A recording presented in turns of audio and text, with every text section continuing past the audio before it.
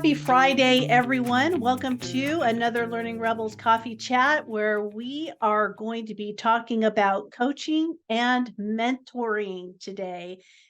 Not only coaching and mentoring for the greater good, but coaching and mentoring for ourselves also. So that is the topic of the day today, covering a couple of the differences between coaching and mentoring, because we have a tendency to use those terms interchangeably. And really, they are different things, right? Because we're looking to achieve different goals when we have a coach versus a mentor. And then also just sort of a question to the universe as to, as L&D professionals, many of us, if not all of us, has at one time or another put together a mentoring program or mentoring guidelines or tips or something along those lines in regards to how we can make better use of mentors within organizations. Yet, when I ask the greater good, where are you with mentoring yourself? Most of you don't have one. You don't have one for yourselves. You don't have a coach. It's like, wait a second, are we at this like our parents? Do as I say, not as I do? Is that where we are at? And if so, why? Why? Because we know through our own independent research and our own anecdotal evidence as we see it happening within our organizations, the power of mentoring and the power of coaching. So why is it that we are not living by our own advice? So that was one question that I had for the universe. And then the other question was, okay, ourselves aside, why is it so difficult to get traction with mentoring programs, coaching programs within our organization? So it's sort of a twofer today. What's the dealio with ourselves and finding a mentor? What's the hard part? What holds you back? I don't mind going first. I think I have two issues. Okay. One, and I've reached out to mentors before, and I do want one, but I have, if y'all do strength finders, my woo is off the charts. Like I'm a very strong personality. I also am a little unfocused. So for example, my last therapist just stopped texting me. Like she just stopped texting me. So I don't know if I scare people off. There's that. I come across very strong, and I am, but I'm also unfocused. I'm not always sure what I need a mentor for. And so that's where I am. So it's totally on me. I'm not blaming the mentors, but I have reached out and they just sort of flutter away. So obviously I'm reaching out to the wrong people. So I don't know. Mm-hmm. So what do you think, Shannon? What do I do? Well, I don't know about your therapist. I definitely need a new therapist. Well, she one time told me, and I'll leave it at this. She goes, one time, she goes, you make me wonder what I'm doing with my life. And I kind of like, huh. What does that mean? I think the role, because I end up becoming their therapist because I make them anyway, it doesn't, that we'll take that topic off. We'll take that topic off. But I think you're right. It's and I'm really curious as to your all's opinion on this. Is finding a mentor, it's easy to say, go out, find a mentor. Finding the right mentor becomes the hard bit, and so I think and I'll speak for myself, it's a matter of knowing. You do have to know what you want. What are you looking for, out of a mentoring relationship? And then it's trial and error sometimes, you know? Eh, and that's the way that I went about it. And when I found the person who I consider a mentor in my life, it was purely by accident. It wasn't somebody who I tapped on the shoulder and said, "Hey, I'd like for you to help me out." It was by accident. So Erica, I saw your hand. What did you want to contribute? Um, First of all, I have a huge passion and love for this conversation and topic, so I'm going to do my best to not share it all. I think Donna hits a very important point, which is, and you just reiterated it, it's hard to find the information that helps you to comprehend how you can go about finding a mentor. And as you mentioned, Shannon, mentorship gets convoluted a lot with coaching, and I think where it's not only a lack of focus in ourselves and comprehending how to go about finding the mentor, and it means then if we're trying to tap somebody for mentorship, we're probably inadvertently maybe asking a much higher lift than the mentorship necessarily might need to be in that type of relationship. And so this is one of those things that I've put inside of this label of, like, as you said, Shannon, it's like easy to say it and it's heard all over the place, but trying to find helpful information to empower you to be effective in your efforts in finding a mentor is like not as bad as finding a needle in a haystack, but I would say that it's not necessarily always readily available. And then two, if you were to talk about coaching, because mentorship is an informal relationship, and you can have mentorship opportunities inside of obviously workplaces for things like onboarding. There's a lot of talk about being able to have a buddy or having an onboarding mentor. And then if it's coaching is obviously, or not obviously, it's another animal unto itself. But for coaching, I was going to say, Shannon, one of the biggest reasons why I think people don't end up getting coaches for themselves is because there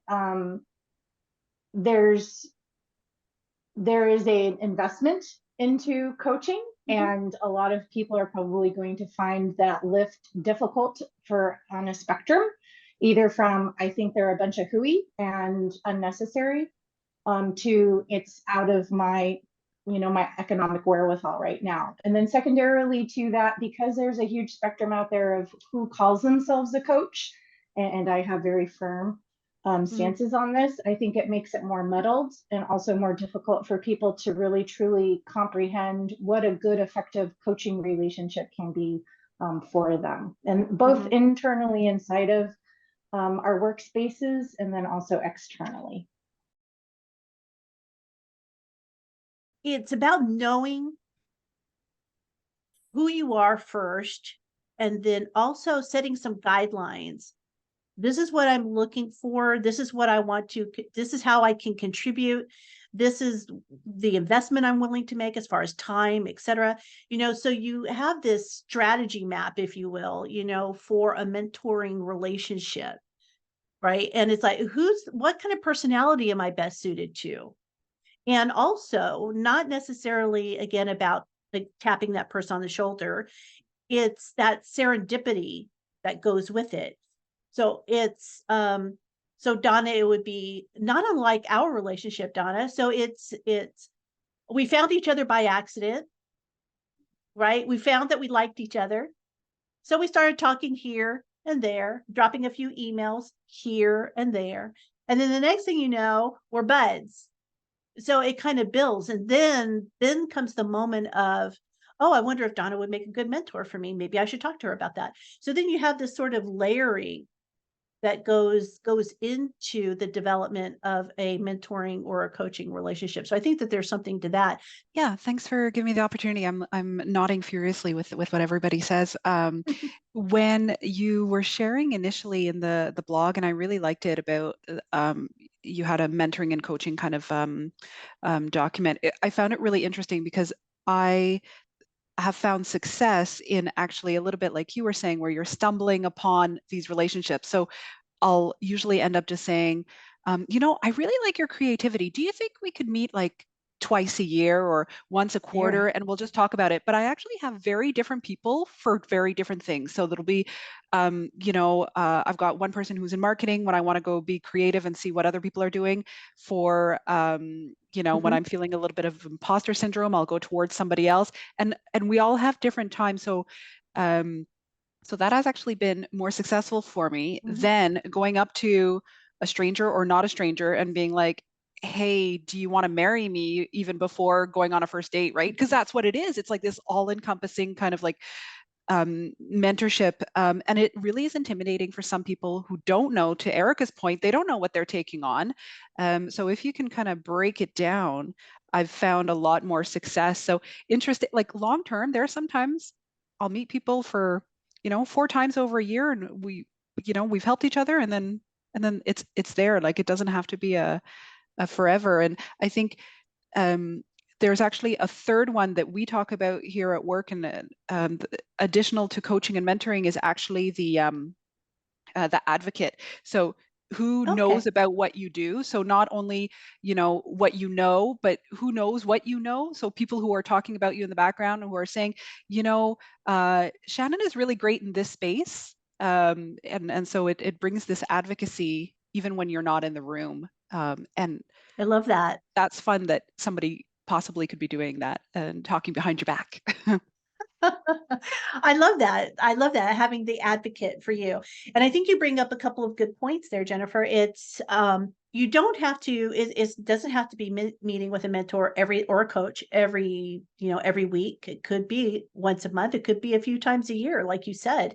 And also, I think it's important to point out that it doesn't, like you said, also, it doesn't have to be forever. Maybe you have a particular goal that you are trying to meet, and you have met that goal. And maybe the mentor turns into more of a friend than a mentoring relationship. So maybe it reaches its natural conclusion, right? But if you go back to the LinkedIn post that I put out, I think yesterday, one of the comments in there brought forward a few different mentoring software programs, not for organizations, but for yourself. So if you're looking to connect with somebody, maybe in a different industry, or like, I think you might have said it, Erica, or maybe it was Jennifer, I'm sorry, is maybe you're looking for that marketing help or coaching for building a certain skill set, then maybe that might be the place to go. And there's several out there, and it was all in that comment that this person graciously shared. So that's another way to think about it. It's, maybe I do need to find somebody formal, right? Maybe this informal route is not working for me. And I'll tell you, when I think about the person who is my biggest mentor right now, it was a happenstance. It is someone who I previously admired from afar. So kind of like that stalker sort of situation. It's like, oh, there she is. I'm gonna see what's happening there. And we met through Twitter, but then we met live at a conference, and I went up to her and I'm like, oh my God, I can't believe that I'm actually having a conversation with, and I use the word the insert name here. And then I said, and my name is, and she's like, well, I can't believe I'm having a conversation with the Shannon Tipton. And it's like, oh, no, no, no, don't even put me in that universe. That's not the same. And what stuck with me is that she immediately came out with, well, I can understand why you might say that. However, you have value. So don't undervalue yourself when you say things like that. And that was a moment where I thought, I need to have this person in my life. And then it was, let's just talk, let's communicate. We communicated through Twitter and all those other things. And then there became a moment where gradually I started asking her for advice about my business and about my life, et cetera, et cetera. And so it evolved to that. So I think there's something to be said about that gradual process of, is this person somebody who you can relate to, somebody you really want in your life? And if you want this person in your life, then maybe, there's a candidate for being a mentor, right? So just throwing that out there. Oh, thank you, Anne. You found that comment from Anna. I appreciate that. Tom, I saw that you had a nice comment in here. There you are. So would you like to expand on that for me? You want me to expand on that? I just read the article just a second. It came in. It was an excellent article. I mean, it was talking about the characteristics of what a mentor is, and JD's question was about assigning a mentor. And I think if the person has the characteristics described in there, I mean, it really touched on what I've seen as good mentoring in my experience in the workplace. Do you have now? You're in an interesting position. I think that this is worth talking about. So you made the shift. You work in an entirely different industry than you used to work in. Mhm. How did you manage that transition? Did you have somebody to help you with that transition? I did, but oddly, it was not a formal mentoring. Trust me, Mhm. there is no mentor in the field that I currently work in that I know of. But I did find the man who wrote the book on wind energy, which is the field I'm now working in, and I made a friendship with him online. So it was all by email. I've only recently met him. He did I think you're aware of this. He came and took our tour, and then wrote a beautiful article about how impressed he was by the tour. But his knowledge is what informed the tour, so he should be proud of it. And he was. So it was kind of a fluke, but it certainly wasn't a formal mentor. I don't think he would consider himself my mentor. We literally just met, but I do think I'm going to go on a hike in Tehachapi with him in a couple of weeks. Mhm. See, and I love that. And I think mentoring doesn't have to take this cookie cutter shape. It's what fits for you and what fits for them. Well, I know in my early career when I first began, and this predates my going into learning and development, I was assigned a mentor who was supposed to show me the ropes. And I was going to do work with him in this laboratory setting because that's where I was at the time. And he just didn't have the time for me. To be blunt, he just Mhm. didn't care. It wasn't in his blood. I don't fault him for it. It's not who he was. He should not have been assigned to be my mentor. Mhm. I thirst for knowledge. I want to learn new things, and I want to do good work, and I want to be relevant. And what I ended up feeling was the fifth wheel, or the second wheel on a unicycle or something like that. I mean, I wasn't useful. And that was nothing but annoying. I ended up finding another mentor who was good, but didn't work in the field that I really wanted to go into or was working in. Mhm. Mhm. Yeah, and exactly. There's it's when we're thinking about this for ourselves, it's really understanding who you are first, or at least having some ground knowledge. And I realize that we choose mentors sometimes to help us discover ourselves and discover the power within ourselves. But I think first and foremost, it's knowing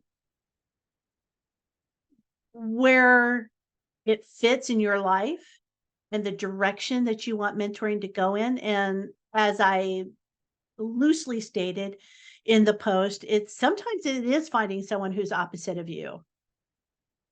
Somebody who's unafraid to challenge. And I do have people like that in my life, and I do appreciate that, where somebody can raise an eyebrow going, "Are you sure about that?" And actually Anne is one of those people. So I don't see her on screen right now, but she's one of those people where I'll talk to her, she'll be like, "Are you sure about that?" And so I appreciate that. And we all need that person, to be around us. And maybe it's not a mentoring relationship, but it's still a good relationship to have somebody who can keep you honest, right? And to have that side of it.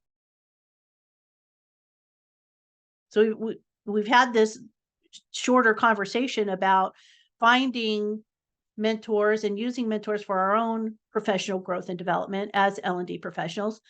Let me ask you guys, now what? I mean, I'll say in all earnest, it's been a minute and a half since I've had a mentor, and have definitely not done, I think, the good work that would be a good idea for me to seek to find a mentor in L&D space. I mean, I feel like I try to be connected and aware and engaging.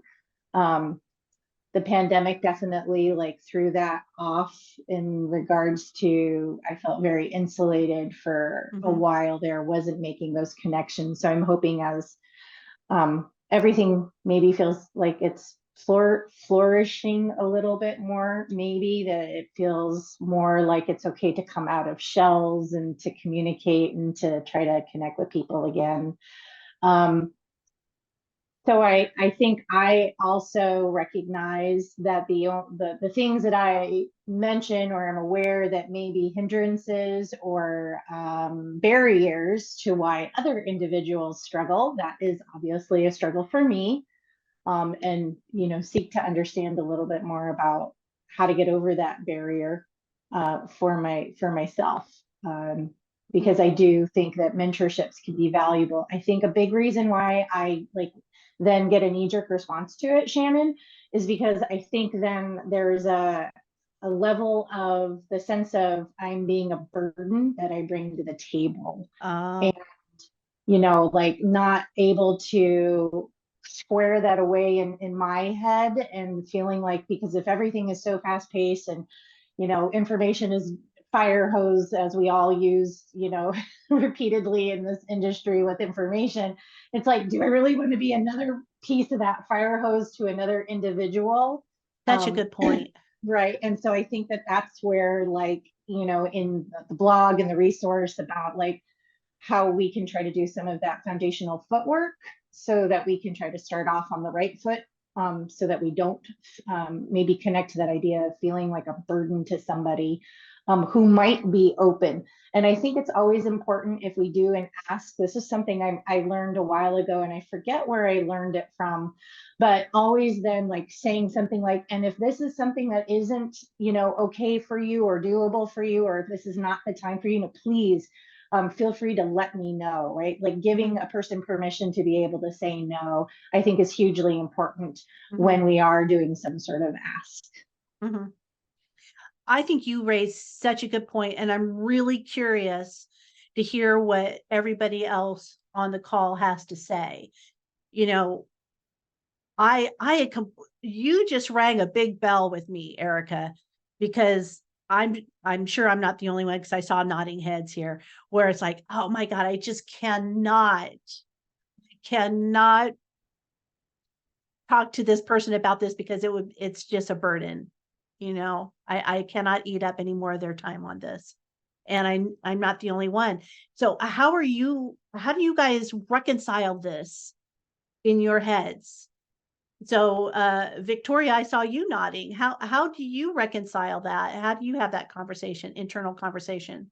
Well, I think about it because I literally just came off of my coaching call with my coach right before this, and I'm like trying okay. vigorously to pay attention to this, but I'm also processing what had just happened, because I always feel like I'm one of those people that I almost have to ask for permission or ask for space. And this is something I continually struggle with my coach, because I get so much value out of it. And then I feel like he gives and gives and gives. And then I'm like, oh, but I don't want to take up too much of your time. And he just said to me, he goes, I get so much enjoyment out of this. This is, you're filling my cup by letting me help you. Nice. Please continue to show up and do the work. And it was, I mean, there have been a couple of rounds of this, but I'm finally at the point where I'm going, I have the right to ask for what I need. And this person is doing this because this is giving them fulfillment. Let's do this for each other. But it took me a while to get there. Sorry, I don't feel like I'm making a whole lot of sense this morning. No, you are. You're good. Okay. And I appreciate that. And it sounds like you have a really good coach, somebody I do. somebody who is, it should be a two-way street, right? I think you should be filling each other's cup. And Yeah. it sounds like you've got a wise person on the other end of the line there. So good on I you. do. Congratulations. Well, I'm lucky because it was a former colleague and who's also become a friend and a coach, but that also adds, having those various relationships also adds a layer of complexity too. And so knowing which lane are we in when we meet, and what's okay to talk about in that given space versus not. And so there there do need to be some boundaries. Mhm. Excellent. Thank you for sharing that. And Maureen, you put something interesting in the chat about reverse mentoring. Yeah, so that's more for like the kind of older or more seasoned workers, and actually even at like the executive levels of the organization, in order to be, I mean, social media and having a presence online is a big part of a company's brand now. And so, like, it was even at again, the executive level that they've taken on reverse mentors. So they've partnered with somebody who's fairly new, or they might be like, the Gen Z, or, that they learn from them. Um, the ins and outs of Mhm. posting and social media, and it's just done in a way so it's mutually beneficial, because then the kind of the younger person appreciates where the older person is, and then also to be vulnerable as an executive of the company, to be asking of that from somebody who's a relatively new hire it's just a nice,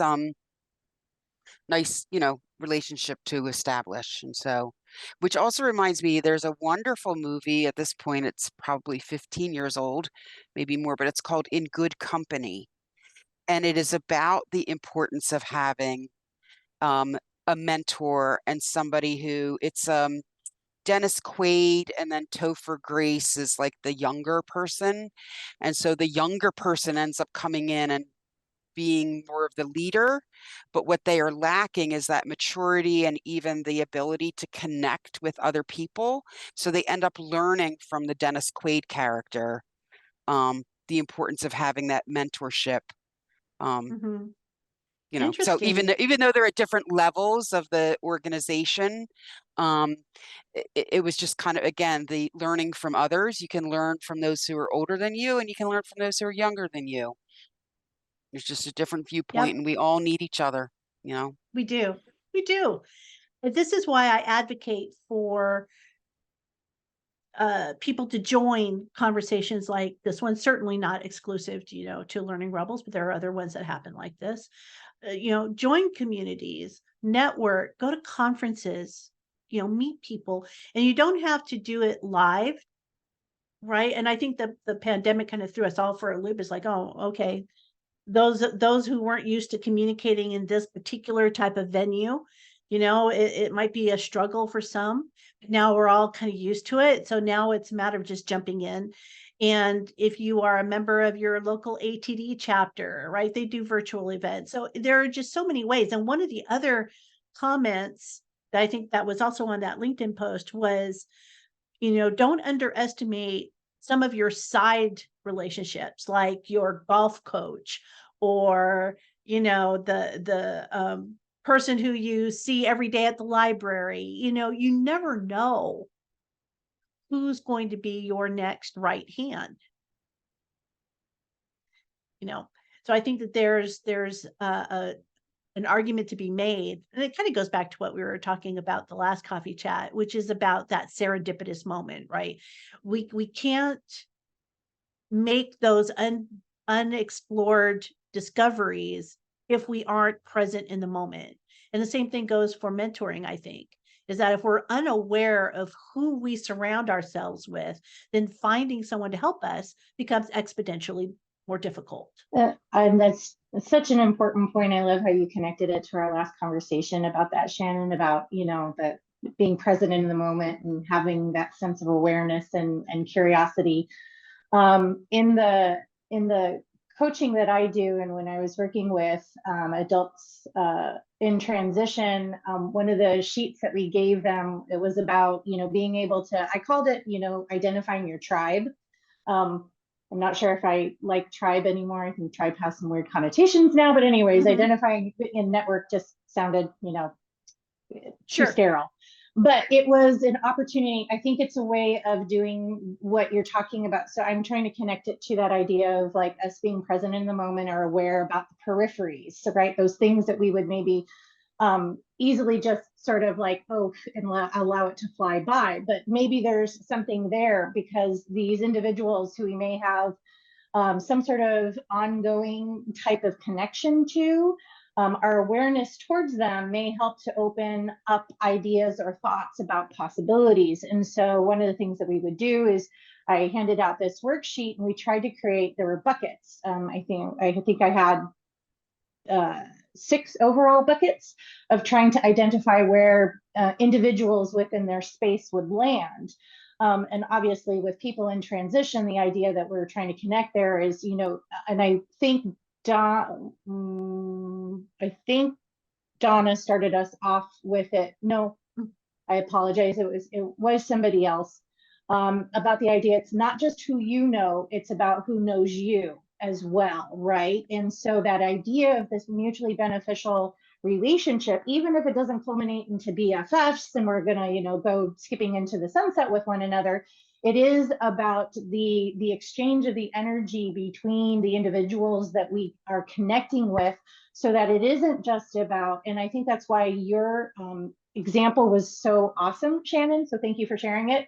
That the person who you maybe put slightly up on a pedestal was human enough and humane enough to say, what about me? I'm speaking with the Shannon Tipton, because again, it's that the exchange of the energy that everybody brings value. Everybody has an opportunity to provide that particular level of whatever it is that they do well, or how they see things. And so if we can take a look at our networks, our tribes, our groups, our bubbles, our rebels, and our communities, that maybe some of those individuals on the periphery might be something where we want to explore, because maybe there is something there that provides another sense of value to something that might be mentorship.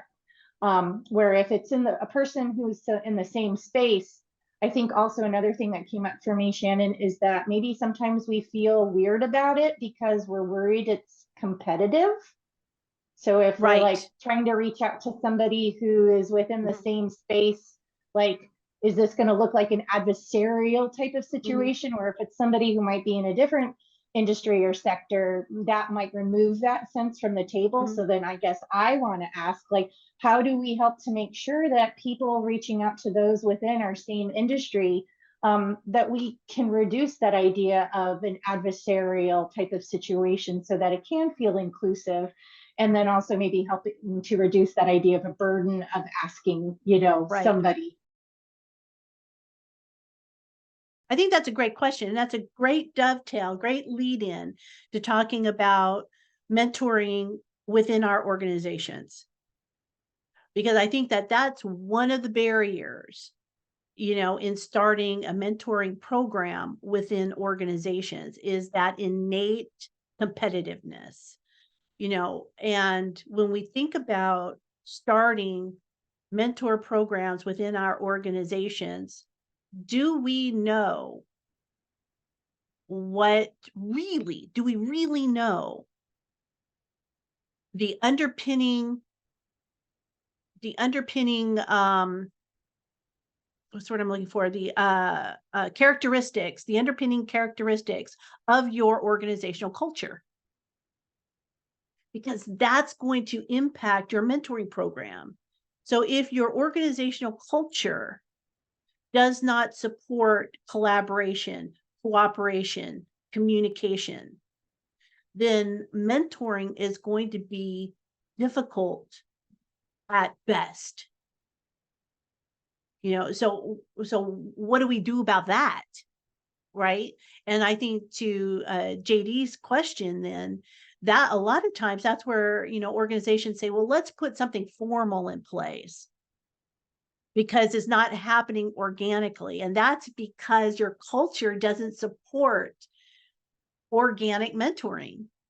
So I think that that's the first place that we have to start. So I'm curious now. So shifting the tide here with our conversation is, what is it that we need to start looking for with formal mentoring programs, or even informal mentoring programs within our organizations? What's been your experience with that? I can offer something, because we actually just launched an informal mentorship program within my department. So we're not even looking at the entire organization. We just started within our own unit. We have about 20 people, and it really stemmed from an initiative last year where we felt there's a sentiment that there's not a lot of talent mobility opportunity within our organization.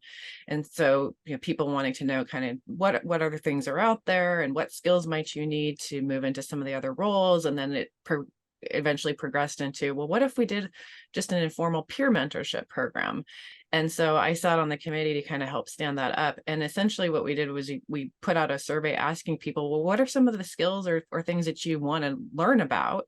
So kind of doing, getting a sense of what people were looking for. And then we had other people say, well, I have a background in that, or this is a passion of mine, or I can talk to you about that. And so we use those topics and areas of interest as the ways to match people. And so some of them are one-on-one and some of them are actually small groups. So I'm actually mentoring 2 people myself.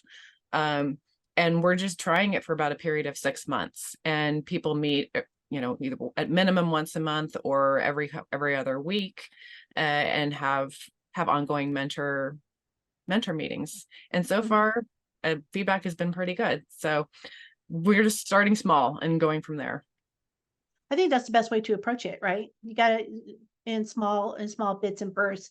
And I believe what you might be talking about is really providing people with specific coaching.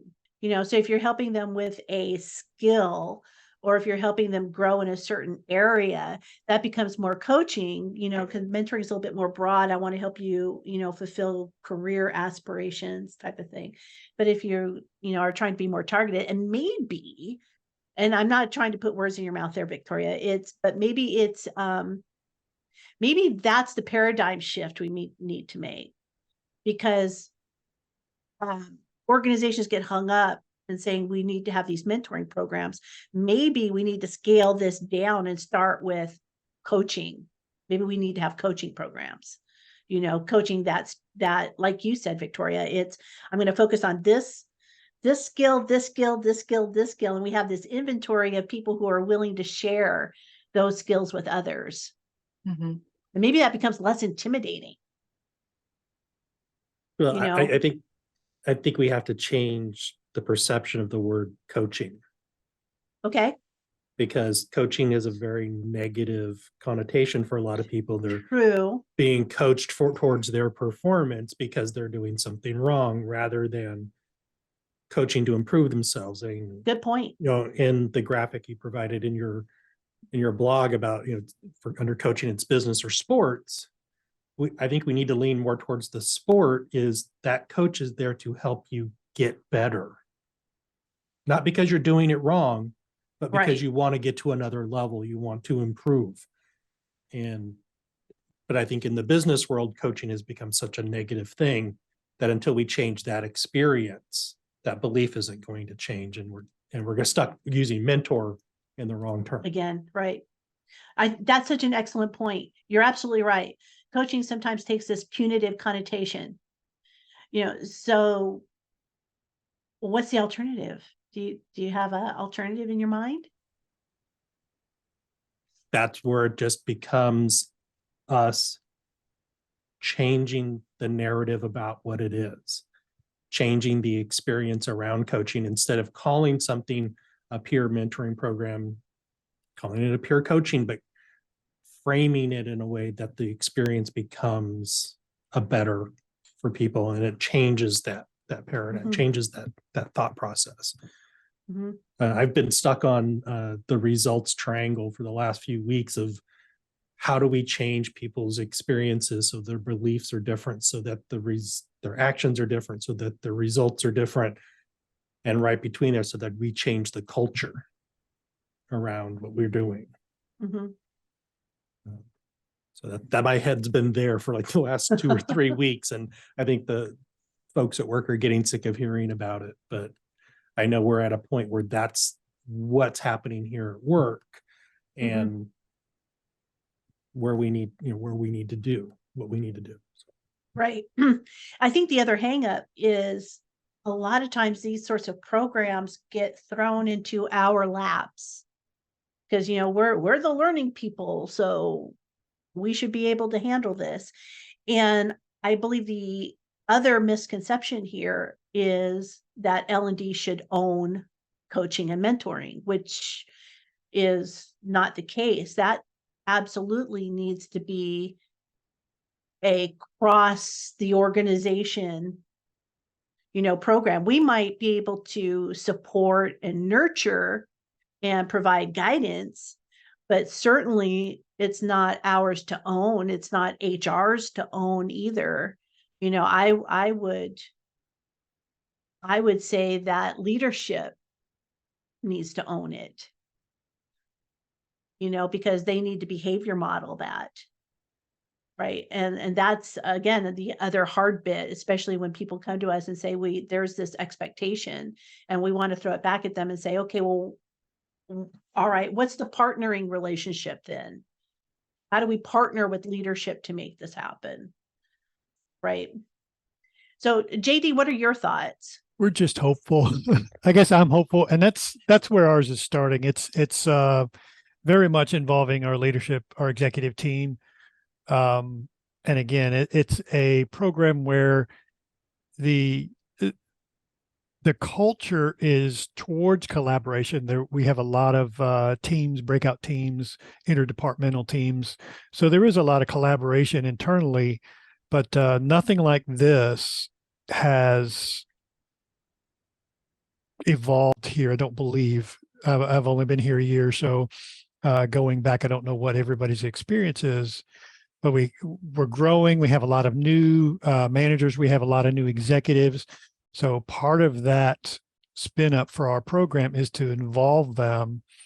And the first hurdle, I think, like I shared in our forum, was that to let them know what the difference between coaching and mentoring and where we want to go with this program, the expectations of our success for this program, and also the understanding that it's a trial period. We are going to somewhat make it transactional. So we are going to assign people. They don't get to self-select, but hopefully that the awareness and building that experience about what it is and how it works may gain a little bit of traction with folks, and they see the value in it. And hopefully my hope is it becomes and turns into something organic. So it's I think we have the right, it's the right fit, I think, at the right time for us.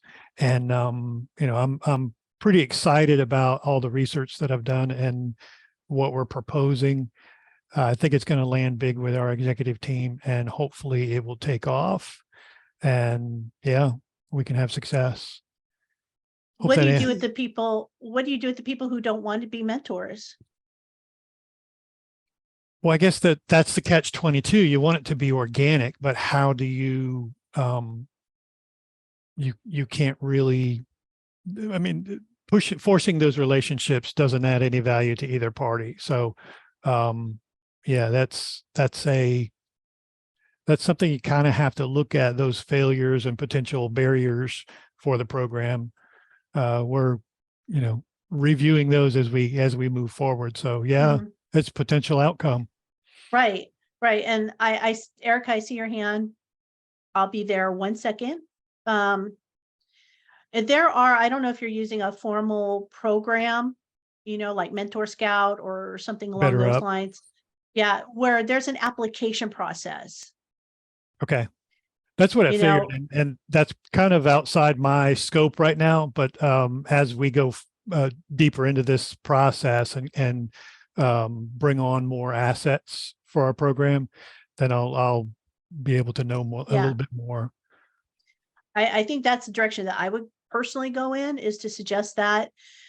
So that way you at least ensure that people who have the desire, they may not have the skill set yet, but at least they have the desire, which is an important part, to coach or mentor someone, so I think that's would be my first starting point and my recommendation to leadership. Erica.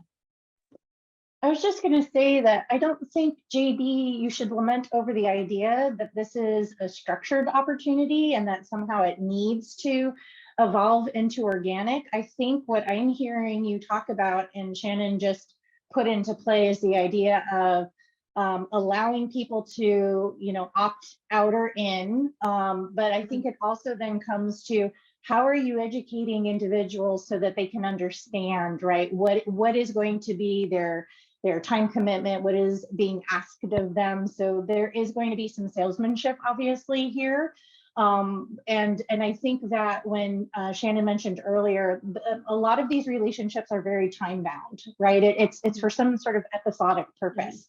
So if you can allow individuals to also recognize that their commitment is only going to be a certain time frame. So I think what you're doing is you're actually taking away a lot of barriers for individuals, again, who would feel way too overwhelmed or feel, again, like they're being a burden to try to ask somebody at a different level within your organization. So I think it's great. And I think we shouldn't shy away from these organized opportunities. I think it's a matter of, and then it sounds like Shannon in part two, what are we doing to help make sure that people aren't either feeling, ramshackled, or to Jason's point, where somebody's feeling like, if they're going to participate in it, it's because they've done something wrong. Get those negative connotations out of the structure of whatever this type of formal opportunity is being provided, even on a small level, like Victoria's group has done. Great points. Great points. It could, and I in a past organization that I worked with, we had a formal mentoring program. And what we did is everybody who wanted to be a mentor applied, and people who wanted a mentor also applied.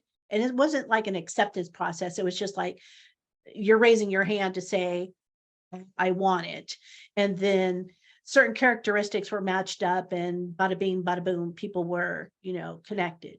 But I agree, Erica. I think it's a good place to start, because then that does take away that, oh, I'm bothering somebody, because that if you've been matched to the program, you're matched to somebody who wants to be there on both ends. So I think that does take away a perceived barrier. So thank you for that. All right. Any other thoughts around, mentoring programs within our organizations? It can be a tricky wicket, but it does have to have, you're implementing permission. Yeah, thank you, Erica. It is about getting leadership involved. And I'm glad to hear, JD, that, your leadership is on board with that, because there are some that treat it as, oh, okay. Oh, that little mentoring program. Okay. All right. So it's good to have complete buy-in with it. Time flies when you're having fun, and we are at the top of the hour. So thank you for joining us. And as always, if you want to see what happens with these conversations do continue in our Learning Rebels community space, where we have our monthly learning themes. And this month was all about coaching and mentoring. So we had some pretty good conversations around that topic this month. So I'm really excited to have seen those conversations evolve. And for the rest of you, I invite you to join us into the community. On that note, I hope everybody has a wonderful Friday. Thank you, everybody, for joining us. Those of you who are new, thank you. I hope you found this time valuable. I always love having conversations with you guys. It really is an energizing hour for me, and it makes me want to go and tackle my day. So thank you for being there.